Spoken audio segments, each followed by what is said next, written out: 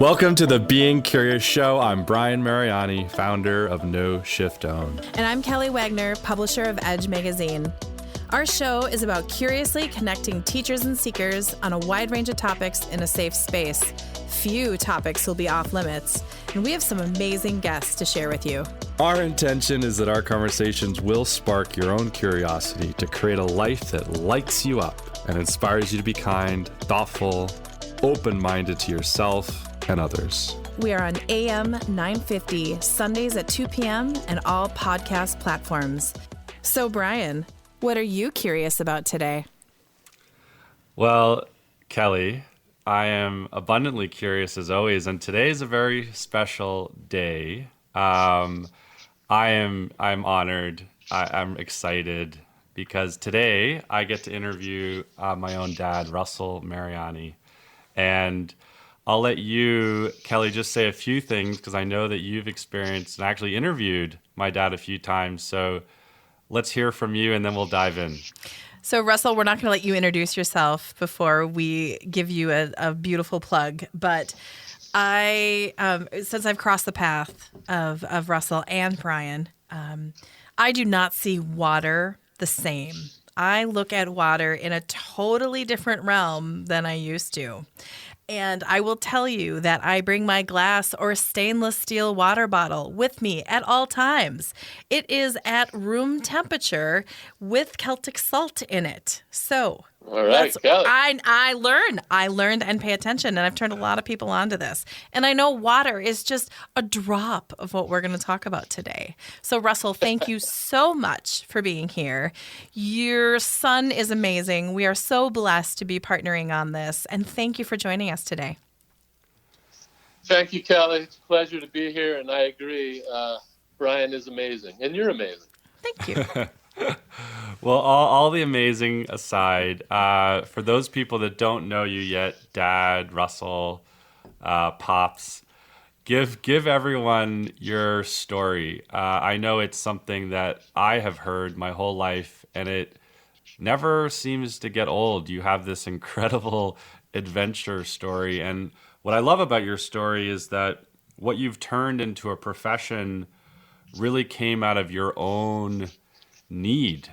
You actually had to make major changes in your own life, and you turned that into a profession that has literally touched lives all around the world. So take us back to the beginning and let people know who Russell is and where he came from. Thank you, Brian. And again, thank you, Kelly. So like everyone listening today, I was born when I was very young, as they say. I grew up. I'm sorry. That was wrong. That erupted out of me. That's fine. That was the desired result, the desired outcome. So I grew up in New Jersey, middle-class family, middle-class everything. Never wanted for everything. Was pretty happy kid growing up, happy teenager growing up. I was a good student. I was a good athlete. And the Vietnam War was raging. By the time I reached 16 or 17 years old, it was very clear to me and most of my peers, guys my age, that we were not going to go to Vietnam. And so we were going to do whatever was necessary to get a college deferment and make sure that nightmare was not repeated in our families.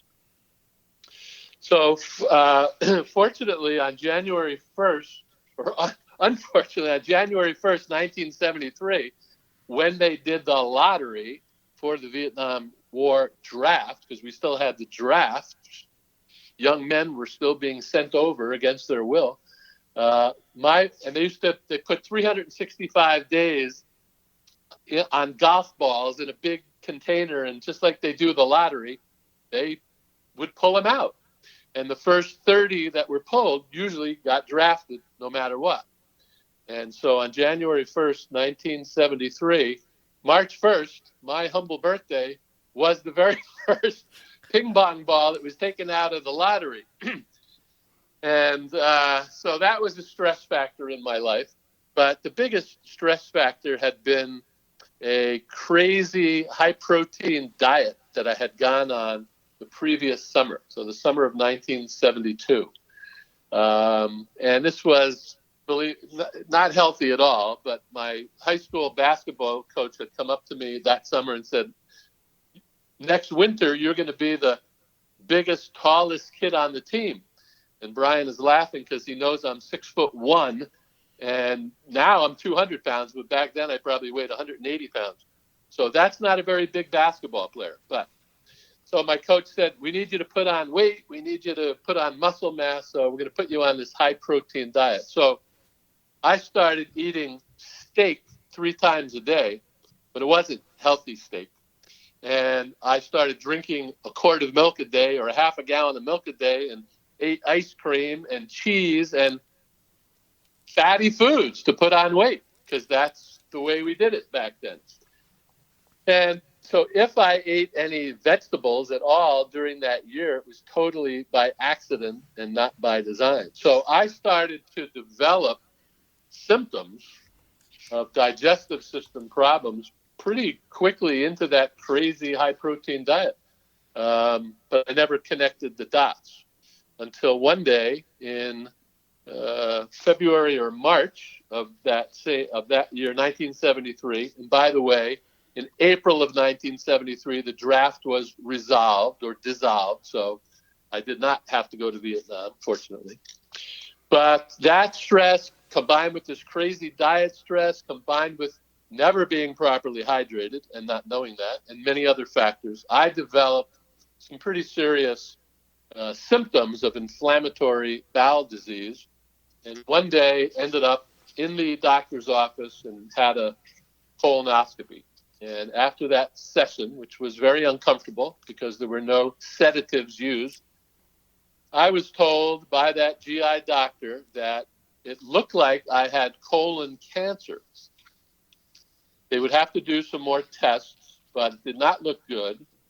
And I was to come back in 3 weeks, and he would, tell me what the treatment protocol was going to be. So I was shocked, of course, and stunned. But I came back 3 weeks later. Now, in the 3 weeks between that first meeting and the second meeting, I went to the library, and I started to look up. The only thing that made sense to me at the time, and I didn't know anything about diet and health, was it must be this crazy, stupid diet that I've been on for the last year that's caused my symptoms. So no internet, no websites, and I didn't know anybody that I could talk to. But I went to the library, and basically I found some information that said the lack of dietary fiber is a major contributing factor to a higher incidence of colon cancer and other inflammatory bowel disease. So I was very excited.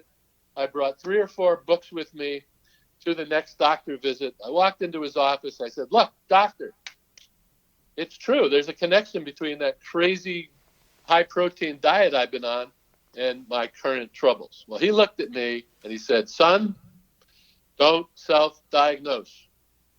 There's no connection whatsoever between your diet and your condition. And I said, really? Well, what caused my condition? And he said, and I quote, stress. And I said, that's it?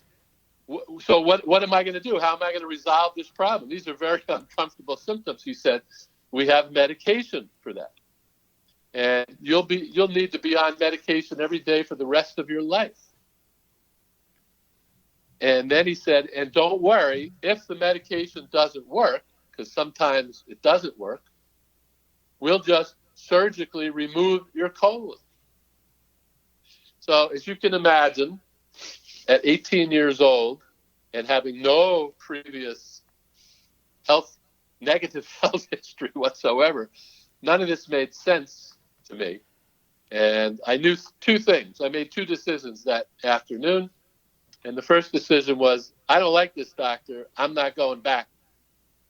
And the second decision was, I'm going to have to figure this out on my own, which is exactly what I did. I knew there was a connection between my crazy diet and my health. I just knew it. And I simply then set out to prove it. And so I went back to my normal diet prior to the crazy high protein diet and simply added more fiber. And back then it wasn't very sophisticated. It was probably something like bran cereal. I just was more conscious of being mindful about my food choices. Well, within a few weeks, everything started to improve. Everything started to clear up. So that set me on my journey. That set me on my adventure. And I graduated high school a few months later. I went to college, had a normal college experience, other than in the back of my mind all the time was this whole scare that I had had. And so I studied, aside from my normal studies. I started studying about nutrition. I started meeting people who were, back then, lots of ex-hippies who were, growing sprouts and making granola and starting the organic Whole Foods movement.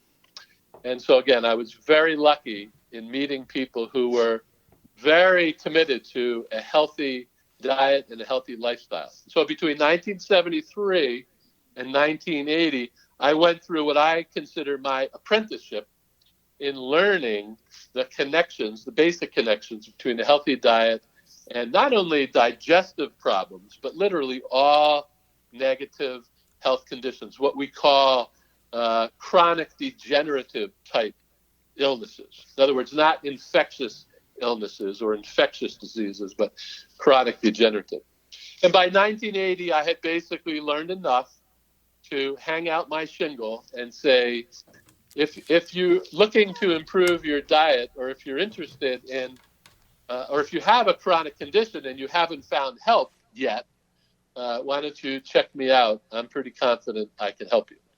And so since 1980, that's basically what I have been doing.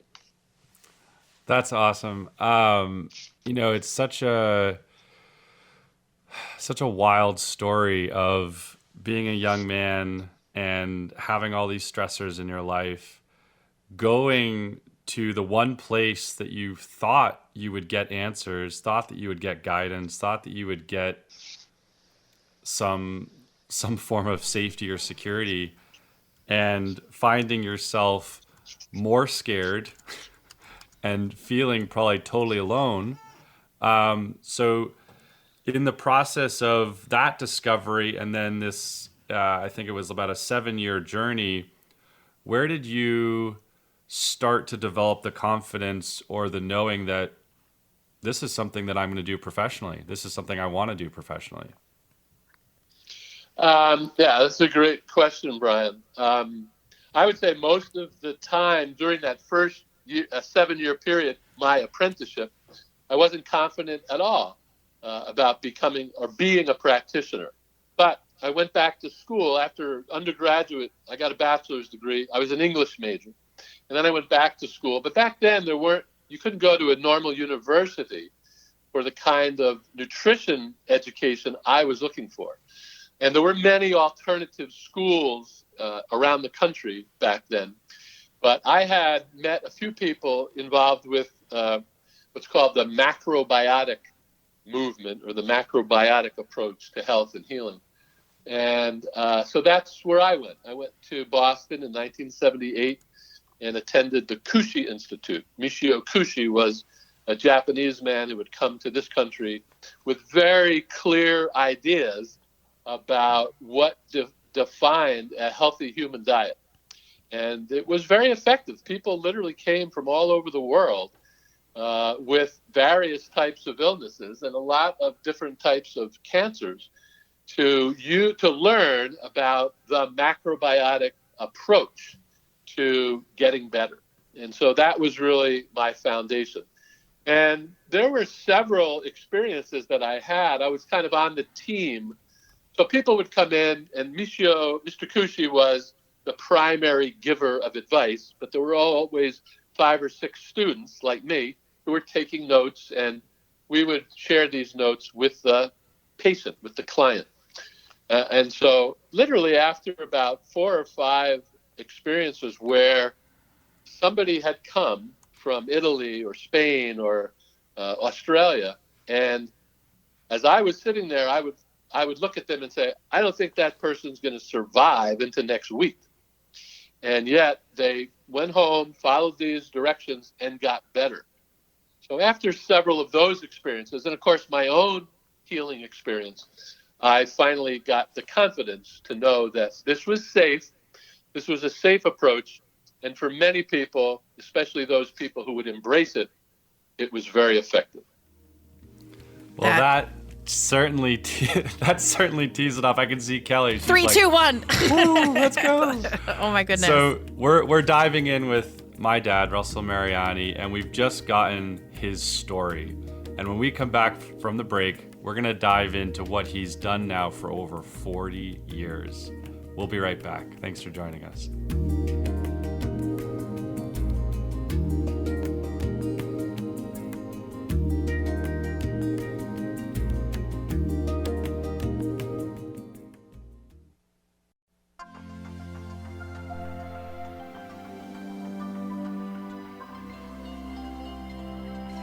Welcome back. This is Being Curious with Kelly and Brian, and we are here with Russell Mariani, my dad, my guide, my mentor. My creator. I'm here partly because of you, right? Yes, And your Russell mother. had And your something mother. to do with your Something. coming to Earth this time Yes. round. Not True. nearly as much It's as true. my mom, but we She gotta couldn't give have done it alone. we gotta give credit where it's deserved. So without going down that rabbit hole, let's jump back into you really just set the stage of your story. So in 1980, you actually founded your own business. You set this stage that said, I am going to be a practitioner of health, nutrition, probably mindfulness. You were probably combining a number of different modalities back in that moment in time. And so let's look at that period in your life where you're really just figuring it out. You don't really have a historic database of clients or experiences professionally. You've been the student. So talk about what it's like now setting out into this venture of business and starting to work with clients and starting to build your business. Sure. So I think the most important thing for me back then in 1980 was I was infinitely curious about the natural healing process. We ended this segment by saying that I literally witnessed people who I thought who were dying, stage 4 cancer, incurable disease. And then 3 months later or 6 months later, I saw that they had gotten better. And so one of the fundamental questions, of course, was how did that happen? But the bigger question was, why did they get sick in the first place? And what can people do now before they get sick to prevent that from ever happening? So I grew up in a household that was kind of shadowed by cancer. My grandmother, my mother's mother, had a double mastectomy, breast cancer, in 1959. And she was not only one of the few survivors of that operation way back then, 1959. She lived into her 90s. Okay, but this fear of cancer had kind of pervaded our home. And so when I had been given my diagnosis, which turned out to be a misdiagnosis, I did have colitis, ulcerative colitis, which is an inflammatory bowel disease. And the doctors at the time called it precancerous. So anyway, so all of that was part of the paradigm that I grew up in and wanted to resolve. I wanted to eradicate the fear of cancer and any disease from my mind, from my psyche, from my spirit, from my soul. And so that's what I did. And so not only was it diet was part of a natural healing paradigm. Exercise, Tai Chi, yoga, these were all part of the natural healing paradigm. Learning modalities like self-massage, a Japanese form of self-massage called doin. And when you give it to other people, it's called shiatsu or acupressure. So I actually started my career as an acupressure therapist. I was a founding member of the American Shiatsu Association in 1984. So basically, that was the easiest way for me to start my career, was to do shiatsu. I lived in North Conway, New Hampshire, where Brian was born several years later. And it was a very active community, lots of athletes, lots of skiers, lots of hikers.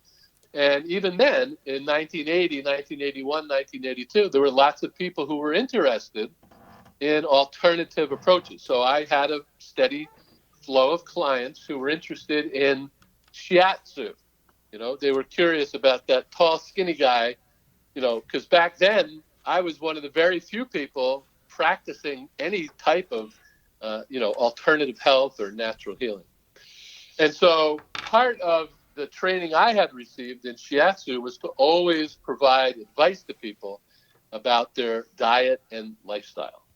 So over the years, I developed a way of talking about food and health so that people could begin to apply it and make other changes, so that the reason they were coming to me for the shiatsu session would gradually go away, because they were changing, improving their diet and exercise and overall lifestyle. So by the end of that decade, I basically got tired of standing on my hands and knees all day giving shiatsu, but I became more interested. So my original calling, if you will, was to help people in a significant way through the biological transformation of their body by dramatically improving their health. So by the end of that first decade of the 80s, I was beginning to transition to more full-time doing what I do now, and have been since, the early 1990s, which is,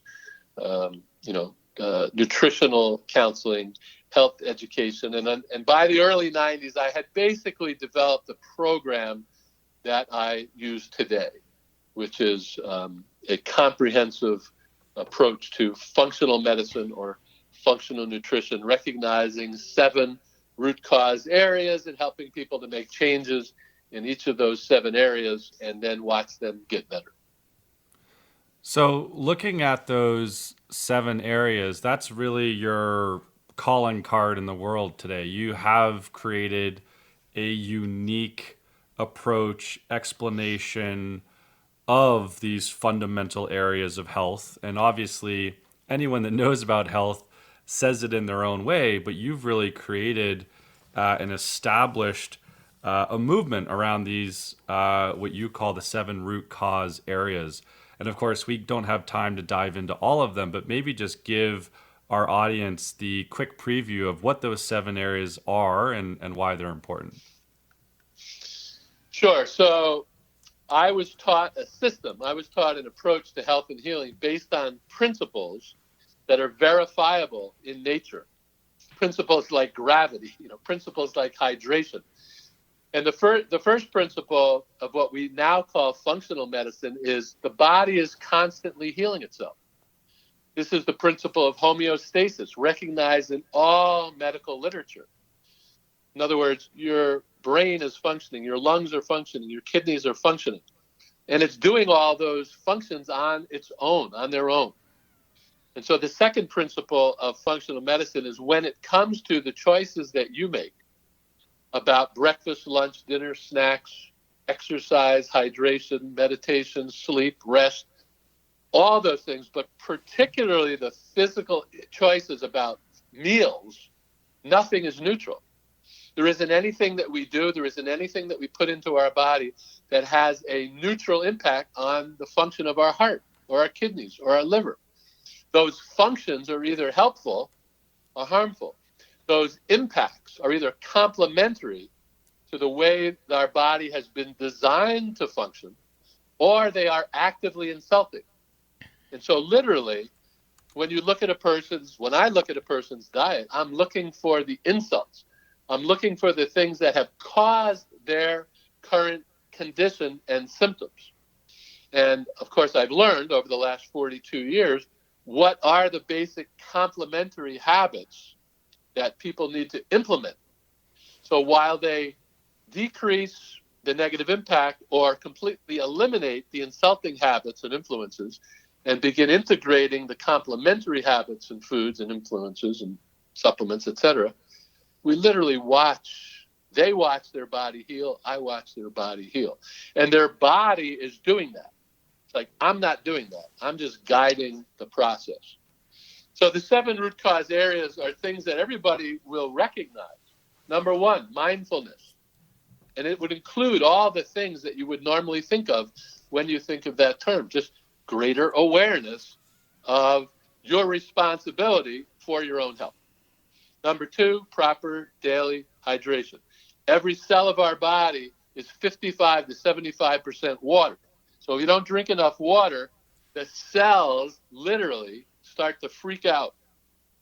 And when cells freak out, symptoms emerge, like a headache, like fatigue, like joint pain, like indigestion. And a lot of that is just a lack of water. Root cause area number 3, micronutrient deficiencies. In other words, the whole realm of vitamins, minerals, trace minerals, amino acids, all the things that we supposedly eat our food for to get the micronutrients. Root cause area number 4, macronutrient imbalances. So in other words, what is the ideal proportion and balance of all the food groups? Grains, beans, vegetables, seeds, nuts, fruits, meat, animal, dairy food, all the foods, raw foods, cooked foods. How do you figure out what the best balance is for most people of all those things? So I have a very particular approach to that, and it's based on tradition and common sense. Root cause area number 5 is something called intestinal dysbiosis, and it relates to gut health. You're hearing more and more and more about the intestinal microbiome, how 80% of our immune system is affected by the health of our gut. If your gut is healthy, your immune system is healthy. If your immune system is healthy, then you will be healthy. So that's my area of expertise, digestive wellness. I walk people through a process where we literally recondition the intestinal microbiome. We reduce the population of bad organisms and we increase the population of good organisms called probiotics. The 6th root cause area is oxidative stress. Oxidative stress is a buzzword for inflammation. 90% of all adult negative health conditions are chronic and degenerative in nature, and 100% of all chronic degenerative conditions are caused by inflammation, caused by oxidative stress. So drinking water, being properly hydrated, is an antidote to oxidative stress. Eating organic quality whole food meals, an antidote to oxidative stress. Being mindful, an antidote to oxidative stress, et cetera, et cetera. And then root cause area number 7 is something called redox signaling. And redox signaling molecules are made from every healthy cell in our body. They were first discovered in 1997. The scientists who made the discovery won the Nobel Prize for Medicine and Physiology in 1998. So since 1998, scientists around the world have been trying to biosynthesize these very special, very amazing molecules that detect cellular damage and signal for the repair of that damage. That's what redox signaling molecules do, aside from many other things. Laboratories around the world are trying to figure out how to recreate these molecules and put them into supplement form. Well, in around 2008, 2009, a company in the vicinity of Salt Lake City, Utah, figured out how to do this. And so we have at least one company out there that has been able to provide us with a redox signaling supplement. And for many people, it's the missing piece of the puzzle. Lots of people know about the other 6 areas that I just went over, and many people are doing things to improve those areas. And they're still not getting better. But when they add that redox signaling supplement, for many people, it can be like a miracle. It feels like a miracle. So that's basically what I do. The nature of my practice is to evaluate someone's diet and their lifestyle, looking for insulting habits and influences and behaviors in these 7 root cause areas, and then putting them on a path, and I guide them through that process to make changes and improvements in each of those 7 root cause areas. So looking at those 7 areas, and the program and the guidance that you have to walk people through that, what, people in the audience today might be asking, well, what kind of timeline is there for that? So in your 42 years, do you have a sense for how long it takes for people to go from I'm at the end of my rope, I'm totally sick, I just feel like there's no answers, to starting to have their health back and being on a path for optimum health? Yeah, it's a great question. And so there are 2 answers. Number one, I am usually surprised, as in astonished and delighted, that some people get better very quickly. But there's a scientific basis for cellular regeneration. Most of the cells of our body need 90 to 120 days to go through their life cycle. So 3 to 4 months of steady attention to better habits, complementary habits, is typically what it takes to have, really significant, sustainable results. I love that. What a way to go to break, Kelly. I thought that was fantastic. This is the Kelly and Brian Being Curious show, AM 950, the progressive voice of Minnesota. We're here with Russell Mariani. So much knowledge. I mean, just in the last 3 minutes that he's given us. So much more to come. Stay tuned.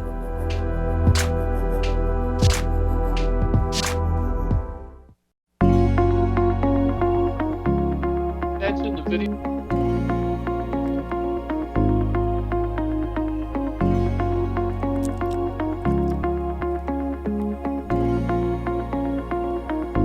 Okay, we are back. Russell Mariani, Brian Mariani, the Mariani boys are here today. Fascinating discussion.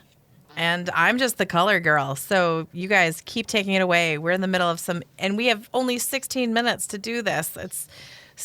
Oh my goodness. Everyone Russell, right now, what's your website? Let's just lay it out there. So anyone could Google my name, Russell Mariani, and you'll go right to our website. Okay. The website is the Center for Functional Nutrition.net. Gotta forget that. You can't forget that net. Okay. Perfect.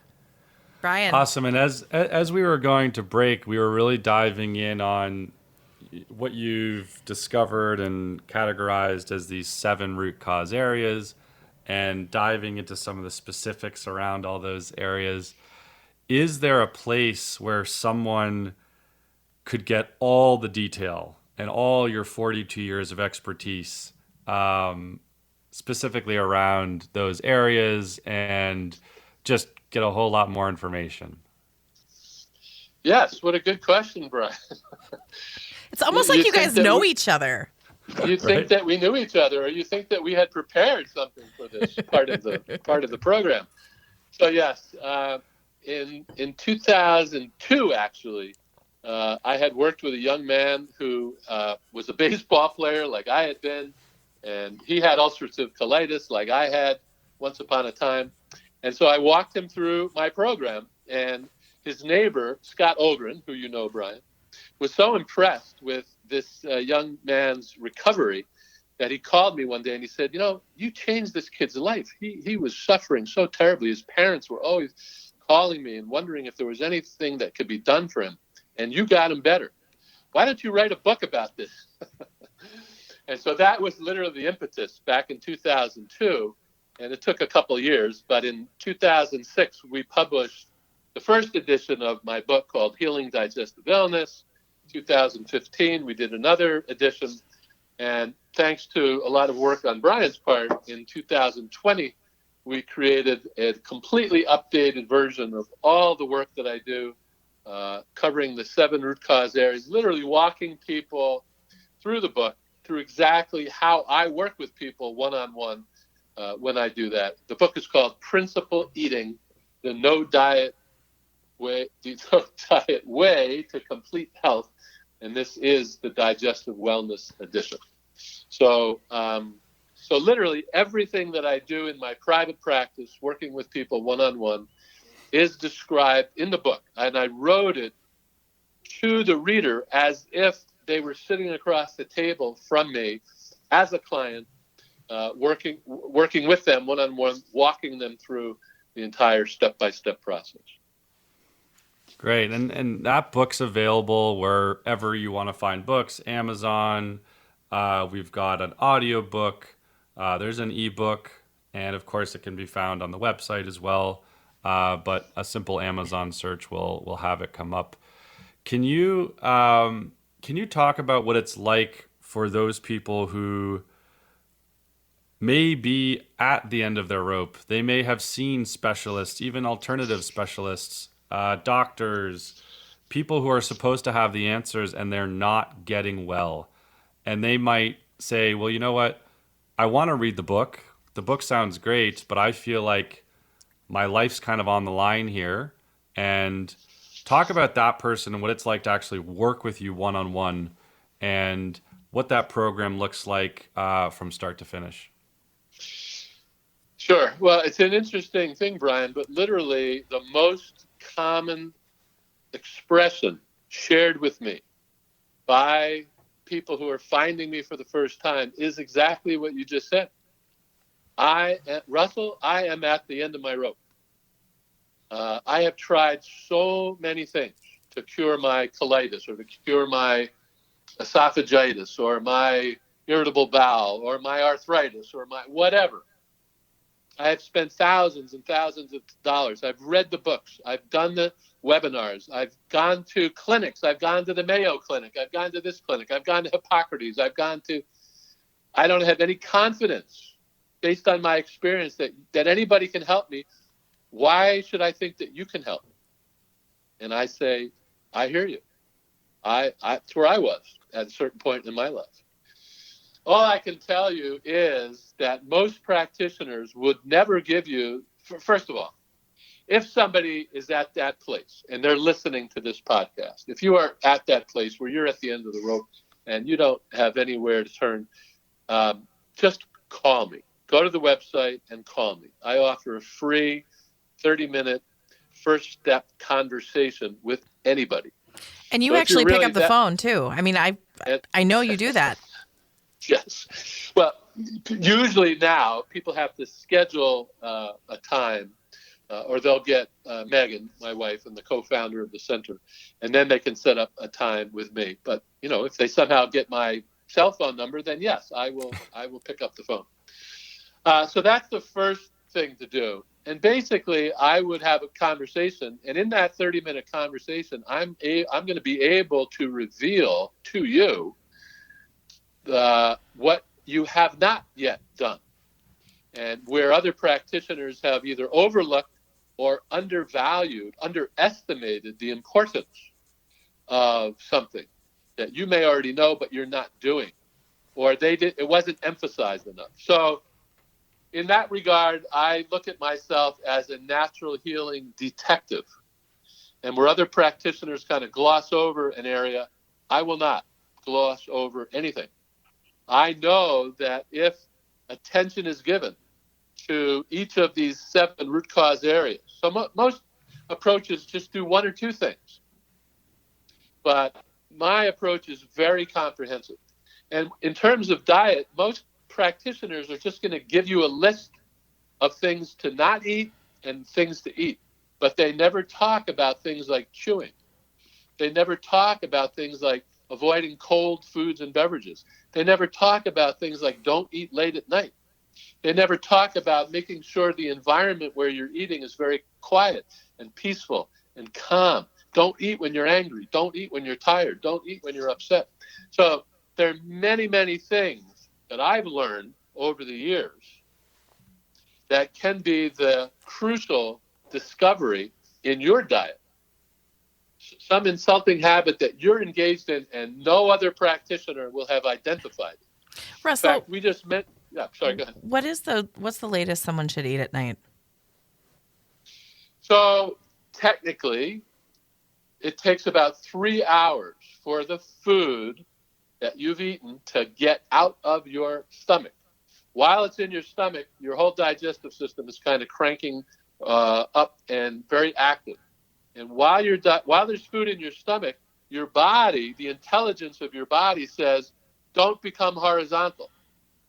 If you become horizontal and there's food in your stomach, I'm going to produce a very uncomfortable symptom called acid reflux. And guess what? That's the number one cause of acid reflux, eating late at night. So 3 hours is the shortest amount of time that should be given before we go to sleep at night. And so this is a big problem in America and around the world, in modernized, industrialized countries. People skip breakfast, they skip lunch, and then they come home from work. They're tired. They eat the biggest meal of the day, and then they're sitting in front of the TV, and they snack until they go to bed. And then they wonder why they can't fall asleep, or they wonder why they have restless sleep, or they wonder why they have sleep apnea or insomnia. They wake up in the morning, they're totally tired. So that's the answer to that question. No, thank you. And because it's a big issue. Yeah, we've been eating late at our home lately, so I'm going to go home and share that news. Thank you. Sure. Millions of people do. And so jumping back into, again, for those people that are really saying, I want to work with you, Russell, I remember you said, of course, there's the 30-step conversation. That can be this first step towards working with you. What happens after that? Yeah, so the free 30-minute first step conversation, the purpose of that is to decide whether there's basic compatibility, whether the person's condition and symptoms are things that I'm comfortable with. If this is a situation that I've helped other people with before, most of the time it is. I can't remember the last time somebody presented something to me, meaning their health condition, and I said, gee, I can't help you with that. Because this approach, this functional medicine, functional nutrition approach is very safe, it's very comprehensive, and it doesn't matter what a person's condition or symptoms are. Using this approach is going to help them. So inside that 30 minutes, I'm going to know whether I can help them or not, and they're going to know whether they want to take the next step. The next step is a formal 90-minute initial consultation. People fill out a pretty extensive form, and then we get on Zoom or we do a phone call. It's up to them. And then I take about an hour to go over the information that they've sent me. And then the purpose of the 90-minute session is to go over that information so that they know that I haven't skipped over anything. So they know that I know what their symptoms are, what their condition is, all the other practitioners they've visited, all the things they've tried, their complete medical history. They know that I know who they are and what they're dealing with. And then I explain to them how I propose to get them better, which is, as I've been saying all along, to make changes in each of the 7 root cause areas. Usually it's just 1 or 2 changes in each of the 7 root cause areas. And then either a week later or 2 weeks later, they already start to feel better. They already start to feel improvements. And that's the magic formula. Because once people start to connect the dots that, oh my God, I'm doing these things, I stopped doing those things, and it's only been 10 days, it's only been 14 days, but I'm starting to feel better. Then people get tremendous confidence that, oh my God, I think I actually have found something that's working. I'm going to keep doing it. And so they get motivated to continue.